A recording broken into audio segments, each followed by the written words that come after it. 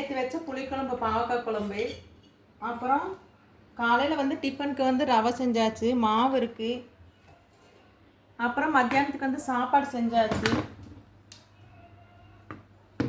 அப்புறம் வெண்டைக்காய் பொரியல் காட்டு, வெண்டைக்காய் பொரியல் வச்சாச்சு.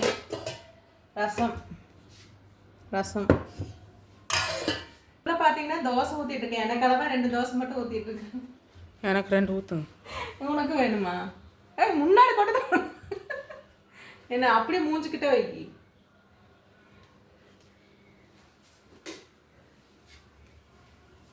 சொன்னாங்க எங்க நெருங்குறாங்க, எனக்கு 2 தோசை வேணும் அப்படிங்கிறாங்க.